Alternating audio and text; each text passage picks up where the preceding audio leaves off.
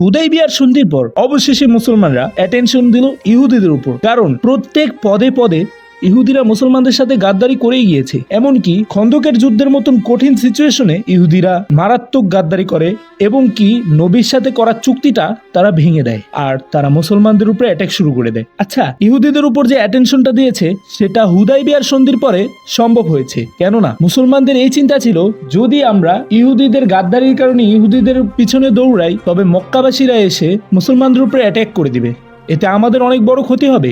কিন্তু হুদাইবিয়ার সন্ধিতে এটা লেখা ছিল আগামী 10 বছরে মুসলমানদের কোনো প্রকার মক্কাবাসীদের সাথে ঝামেলা ফ্যাসাদ হবে না। তাই মুসলমানরা অ্যাটেনশন দিতে পারলো ইহুদিদের উপর। আর ইহুদিদের মেইন হেডকোয়ার্টারই ছিল খায়বার। একমাত্র খায়বারই ছিল শস্য শ্যামল এবং কি সবুজ এলাকা, যেখানে কিনা প্রচুর পরিমাণে ফলন হতো আর সেই ফলন তারা পুরো আরবের ভিতরে এক্সপোর্ট করে থাকতো। আর এইভাবে ইহুদিরা প্রচুর পরিমাণে মালদৌলত কামাতো আর সেই মালদৌলত তারা খায়বারের কিলায় জমা করে রাখতো। খায়বারের 5টা স্টেপ ছিল, তার মধ্যে প্রথম স্টেপের কথাই আমি আজকে শুধু বলবো। মুসলমানরা আস্তে আস্তে করে ইহুদিদের বিরুদ্ধে যুদ্ধের জন্য রেডি হচ্ছিল, যাতে ইহুদিরা টের না পায় যে মুসলমানরা তাদের উপরে আক্রমণ করবে। এমতো অবস্থায় মদিনায় থাকা মুনাফিকেরা গিয়ে ইহুদিদেরকে বলে দিল, কোনো টেনশন করো না, তোমরা অনেক বেশি লোক আছো, তারা 1500 জন সৈন্য নিয়ে আসছে। আর খায়বার মদিনার থেকে প্রায় 150 কিলোমিটার দূরে, যা বর্তমানেও যদি আমরা গাড়িতে করে যেতে যাই তাহলে 2-2.5 ঘন্টার মতন টাইম অবশ্যই লাগবে। আর মুসলমানরা যখন 1500 জন সৈন্য নিয়ে খায়বারের দিকে পৌঁছালো, খায়বারের ইহুদিরা খায়বারের কিলার বাইরে এসে চাষবাসের কাজ করছিল। এমতো অবস্থায় তারা দূর থেকে দেখতে পেল যে মুসলমানদের সৈন্যবাহিনী আসছে। তখনই ইহুদিরা বলল, মুহাম্মদ আসতেছে, পালাও। তারপরে তারা খায়বারের কিলার ভিতরে ঢুকে গেল এবং কি ইহুদিদেরকে অ্যাটেনশন করে দিল। ওখান থেকে ইহুদিরা রেডি ছিল, মুসলমানরা যে অ্যাটাক করতে আসবে সেটা তারা আগেই জানতে পেরেছেন মদিনায় থাকা মুনাফিকদের মাধ্যমে। আর তাই তারা পুরো রেডি হয়েছিল, তারাও সুন্দর যুদ্ধের জন্য সামনে এগিয়ে যায়। তাই তারা পুরোপুরিভাবে মুসলমানদের উপরে অ্যাটাক শুরু করে দেয় এবং কি খায়বারের মুসলমানদের প্রতিরোধ দেখে আস্তে করে ইহুদিরা কিলার ভিতরে গিয়ে অবস্থান নেয়। আর সেই কিলার চিফ ছিল মারহাব, যে কিনা অনেক শক্তিশালী এবং দানবাকৃতির একটি লোক ছিল। এমতো অবস্থায় অনেক চেষ্টার পরেও মুসলমানরা খায়বারের প্রথম কিলার কোনো প্রকার ক্ষতি করতে পারছিল না এবং কি ভালো ভালো লোকেরা গিয়েও সেটা জয় করতে পারছিল না। এমতো অবস্থায় নবী এই দৃশ্য দেখে সমস্ত সাহাবীদের ডেকে বলল, কালকে আমি এই কিলা জয়ের জন্য পতাকা এমন একজন লোকের হাতে দিব যে কিনা আল্লাহ এবং তার রাসূলকে ভালোবাসেন এবং আল্লাহ এবং তার রাসূল তাকে ভালোবাসেন। অতঃপর সেদিন কোনো সাহাবী শান্তি মতন ঘুমাইতে পারতেছিল না, কারণ সবাই এই চিন্তা করতেছিল, ইস আমি যদি সেই ভাগ্যবান ব্যক্তিটি হতাম। এবং কি হযরত ওমর রাদিয়াল্লাহু তাআলা আনহু বলেন যে আমি কোনো সময় লিডারশিপের জন্য লোভ করিনি, কিন্তু সেদিন আমার লোভ হয়েছিল লিডারশিপের জন্য। কিন্তু রাসূল করিম সাল্লাল্লাহু আলাইহি সাল্লাম সকালবেলা ঘুম থেকে উঠে আলীকে খোঁজাখুঁজি শুরু করে এবং সবাইকে জিজ্ঞাসা করতে থাকে যে আলী রাদিয়াল্লাহু তাআলা আনহু কোথায়। সবাই বলে যে আলী তার চোখের সমস্যার কারণে যুদ্ধে অ্যাটেন্ড করতে পারছিল না। এই কথা শুনে নবী বলে, তাকে তোমরা নিয়ে আসো। নবী হযরত আলী রাদিয়াল্লাহু তাআলা আনহুকে তলব করে এনে হযরত আলীর হাতে সে পতাকাটা ধরিয়ে দিলেন এবং বললেন, তুমিই পারবে খায়বার জয় করতে। এবং তার চোখ নবী তার মুজিজার মাধ্যমে ঠিক করে দিলেন। সুবহানাল্লাহ। হযরত আলী রাদিয়াল্লাহু তাআলা আনহু খায়বার জয় করার জন্য লিডারশিপ পেয়ে অনেক বেশি খুশি হয়ে যায় এবং কি রাসূলকে বলেন, আমি আমার শেষ নিঃশ্বাস দিয়ে হলেও খায়বার জয় করে ছাড়বো ইনশাআল্লাহ। কিন্তু রাসূল করিম সাল্লাল্লাহু আলাইহি সাল্লাম তাকে ওয়ার্নিং দিয়ে দেয় যে প্রথমেই গিয়ে কারোর উপর হামলা করবে না, কাউকে মারবে না, সবাইকে প্রথমে ইসলামের দাওয়াত দিবে। যদি তারা না মানে এবং তোমার সাথে যুদ্ধ করতে চায় তখনই তুমি তাদের উপর হামলা করবে। অতঃপর আলী রাদিয়াল্লাহু তাআলা আনহু খায়বারের গেটের সামনে গেল। এমতো অবস্থায় ভিতর থেকে এক বলবান ব্যক্তি বের হয়ে আসলো, যার নাম হচ্ছে হারিস, যে কিনা খায়বারের চিফ মারহাবেরই ছোট ভাই। সে গিয়ে আলী রাদিয়াল্লাহু তাআলা আনহুকে চ্যালেঞ্জ করলো এবং কি আলী তাকে ইসলামের জন্য দাওয়াত দিল। সে কোনো প্রকার কথা না শুনে ডাইরেক্ট আলীর উপর হামলা করলো। এমতো অবস্থায় আলী রাদিয়াল্লাহু তাআলা আনহু তাকে ওয়ান শট করে মেরে ফেললো। এমতো অবস্থায় ইহুদিরা সবাই অবাক হয়ে গেল এবং কি মারহাবকে গিয়ে খবর দিল যে আপনার ছোট ভাই হারিস ইতিমধ্যে মারা গেছেন না মুসলিম সৈন্যর হাতে। এই কথা শুনে কিলার থেকে মারহাব পুরো রেডি হয়ে তার লোহার বর্ম, তার লোহার ক্যাপ এবং কি তার হাতে থাকা কুড়ুলটি নিয়ে সে বেরিয়ে যায়। খায়বারের কিলার সামনে গিয়ে হযরত আলী রাদিয়াল্লাহু তাআলা আনহুকে গিয়ে সে চ্যালেঞ্জ করলেন তার সাথে ফাইট করার জন্য। এমতো অবস্থায় আলী রাদিয়াল্লাহু তাআলা আনহু তাকে ইসলামের জন্য দাওয়াত দেয়, কিন্তু সে কোনো প্রকারই আলী রাদিয়াল্লাহু তাআলা আনহু কথা শুনছিল না। সে গরিমা সহকারে এইটা বলে যে আমার মা আমার নাম মারহাব রেখেছেন। আর মারহাব মানে কি জানো? যে কিনা অপরাজয়ী। আর আমার মা আমাকে বলে দিয়েছে তুমি কখনো কোনো যুদ্ধে হার মানবে না। তখনই হযরত আলী রাদিয়াল্লাহু তাআলা আনহু তার পরিচয় দেয়। অন্য সব সময় আলী রাদিয়াল্লাহু তাআলা আনহু নিজের পরিচয় দেয় আলী ইবনে আবু তালিব নামে, কিন্তু এইবার একটু ভিন্নভাবেই পরিচয় দিল। আনা আল্লাযী সাম্মাতনি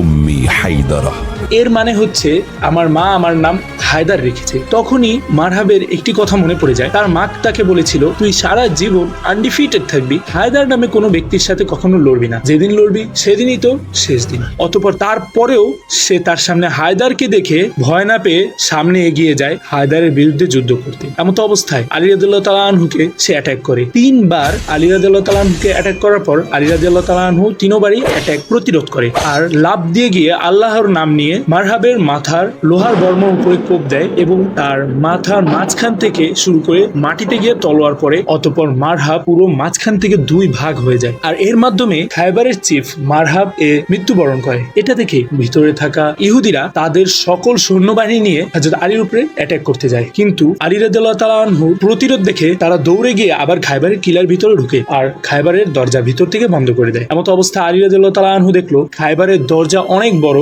এবং ওজনদায়ক, তাই সে কোনো প্রকারের কথা চিন্তা না করে খায়বারের গেটের সামনে গিয়ে সে গেটটি ধরে টান দিতেই গেটটি খুলে গেল। সুবহানাল্লাহ। হযরত আলী রাদিয়াল্লাহু তাআলা আনহুর হাতে ওই মুহূর্তে পুরো গেট বিদ্যমান ছিল, যা কিনা খুলতে 70 জন এবং বন্ধ করতে 70 জনের শক্তি প্রয়োজন হতো। হযরত আলী রাদিয়াল্লাহু তাআলা আনহু সেই গেটটি মাথার উপর জাগিয়ে সেই গেট দিয়ে সকলের মার প্রতিরোধ করছিল। ইহুদিদের অ্যাটাক প্রতিরোধ করে সে কিলার ভিতরে গিয়ে ইহুদিদের প্রথম কিলা হযরত আলী রাদিয়াল্লাহু তাআলা আনহু বীরত্ব সহকারে জয় করে নেয়। খায়বারের প্রথম কিলা মুসলমানরা জিতে গেছে এবং কি ইহুদিরা সরাসরি গিয়ে খায়বারের 2য় নম্বর কিলায় পৌঁছালো আর সেখানেও 3 দিন পর্যন্ত অবরুদ্ধ করার পরে মুসলমানরা সেই কিলায় জয় করে নিল। এমনকি ইহুদিরা যখন সেখানেও হেরে গেল, তারা আস্তে করে 3য় নাম্বার কিলায় গিয়ে পৌঁছালো এবং কি 3য় নাম্বার কিলা অনেক দিন হয়ে যাওয়ার পরেও জয় হচ্ছিল না। ইতিমধ্যে মুসলমানরা অনেক চিন্তায় পড়ে গেল, আরে আমরা তো এদের সমস্ত রকমের খাবার দাবার সাপ্লাইয়ের জায়গা বন্ধ করে দিয়েছি, তো তারা কিভাবে এই জায়গায় এতদিন পর্যন্ত থাকতেছে। যখনই মুসলমানরা এই চিন্তা করতেছিল, তখনই একজন ইহুদি গুপ্তচর মুসলমানদের কাছে খবর দেয় যে খায়বারের এই কিলাগুলো অনেক পুরনো, তো এখানে সব রকমের ব্যবস্থা ইহুদিরা করে রেখেছে যাতে তাদের কোনো প্রকারের সমস্যার সম্মুখীন না হতে হয়। তাই তারা একটি সুড়ঙ্গ পথ করে গোপন রাস্তা বানিয়ে সেখান থেকে তারা খাবার সংগ্রহের জন্য বাইরে যায় এবং তারা সেখান থেকে পানি সংগ্রহ করে। অতঃপর এইভাবে তো জিতা যাবে না, তাই মুসলমানরা গিয়ে তাদের সেই গোপন সুড়ঙ্গ বা পথটি বন্ধ করে দিল। যখনই ইহুদিরা পানি এবং খাবার সংকটে পড়লো, তখনই আস্তে করে তারা কিলার বাইরে বের হওয়া শুরু হলো এবং কি তারা 4র্থ নাম্বার কিলায় গিয়ে পৌঁছালো। আর 4র্থ নাম্বার কিলাও অনেক কষ্ট করে জয় হয়েছিল, কিন্তু 4 নাম্বার কিলাতেও শেষমেশ মুসলমানদের দখলে এসে পড়লো। এমতো অবস্থায় তারা 5ম নাম্বার কিলায় গিয়ে পৌঁছালো।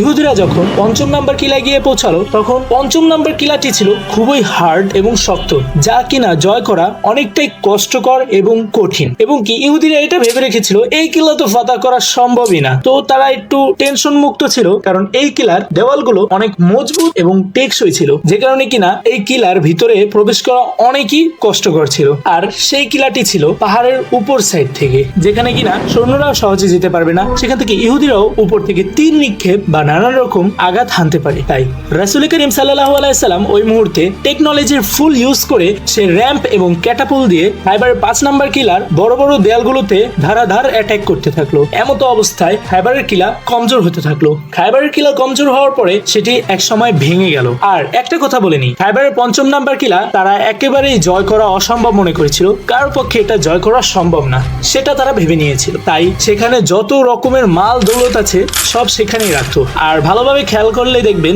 সব থেকে বেশি ধন দৌলত এই ইহুদি জাতিদের কাছেই সারা জীবন ছিল। আর 5 নাম্বার কিলা যখনই এই র‍্যাম্প এবং ক্যাটাপুলের অ্যাটাকে দেয়ালগুলো ভেঙে যাওয়ার পালা, তখনই ইহুদিরা ফুল ফ্লেজ অ্যাটাকের জন্য আসে এবং কি মুসলমানদের প্রতিরোধ দেখে তারা দৌড়ে গিয়ে সেই কিলার ভিতরে ঢুকে এবং কি টেকনোলজির ফুল ইউজ করে রাসূল করিম সাল্লাল্লাহু আলাইহি সাল্লাম সেই দেওয়ালটি পুরোপুরিভাবে ধ্বংস করে ফেলে এবং মুসলমানরা ফুল ফ্লেজ অ্যাটাক করার জন্য সেই কিলার ভিতরে ঢুকে পড়ে। এমতো অবস্থায় ইহুদিরা তাদের মহিলা, বাচ্চা এবং সিলভার গোল্ড সব রেখে কিলার অপর পাশে চলে যায়। অতঃপর খায়বারের কিলা তারা সারেন্ডার করে দেয়। আর এই জয় নিয়ে হিস্ট্রিয়ানরা বলে যে খায়বারের প্রথম 2 কিলা তারা সারেন্ডার করেছিল আর লাস্টের কিলা মুসলমানরা জিতে নিয়েছিল। অনেকে বলে লাস্টের 3 নাম্বার আর 4 নাম্বার কিলা সারেন্ডার করেছিল এবং এর আগের কিলাগুলো মুসলমানরা জিতে নিয়েছিল। যাই হোক, ওইসবের দিকে তাকানোর টাইম নেই, ইতিমধ্যে খায়বার জয় হয়ে গেছে। এমন অবস্থায় রাসূল করিম সাল্লাল্লাহু আলাইহি সাল্লাম সবাইকে ডেকে আনে এবং সারেন্ডার করাতে রাসূল করিম সাল্লাল্লাহু আলাইহি সাল্লাম তাদেরকে ক্ষমা করে দেয় এবং কি ক্ষমা করে দেওয়ার পরে মুসলমানরা তাদের সেখান থেকে কিছু মাল দৌলত পায় এবং অনেক পরিমাণে গোল্ড সিলভার হাসিল হয় সেখান থেকে। আর আর খায়বারে প্রচুর পরিমাণে ফলন হতো, সেখান থেকে প্রতি বছর অর্ধেক ফলন মুসলমানদেরকে দেওয়ার চুক্তিবদ্ধ করে এবং সেটা ইহুদিরা খুশি মনে সাইন করে ফেলে। আর ইহুদিরা তাদের মাল দৌলত দেওয়ার জন্য ফুল ফ্লেজ রেডি হয়ে যায় এবং মুসলমানরা খায়বার জয় করে ফেলে। আর তখন থেকে মদিনার মুসলিম কমিউনিটি গরিব কমিউনিটি থেকে ধনী কমিউনিটি হয়ে যায়, কারণ খায়বারে এত পরিমাণে মাল দৌলত ছিল যা দিয়ে কিনা মুসলমানরা সেই টাকাগুলো তারা মদিনায় এসে তাদের মুসলিম ভাইদেরকে ফেরত দিতে পেরেছিল, যারা কিনা তাদের বিপদে অনেক সাহায্য করেছিল। এবং হযরত ওমর রাদিয়াল্লাহু তাআলা আনহু বলে, হিজরতের 7 বছর পর পেট ভরে খাবার খেলাম খায়বারে। অতঃপর আপনারা বুঝতেই পারেন খায়বার কতটা উন্নত এবং ধনী একটি জায়গা ছিল। আর প্রশ্ন একটাই, আরবে এত ইহুদিয়া আসলো কোথা থেকে? আচ্ছা, মক্কায় তো কোনো প্রকারের ইহুদি ছিল না, তো শুধু মদিনারই আশেপাশে কেন ইহুদিরা থাকতো? সেটা জানতে চাইলে সাবস্ক্রাইব টু দিস চ্যানেল।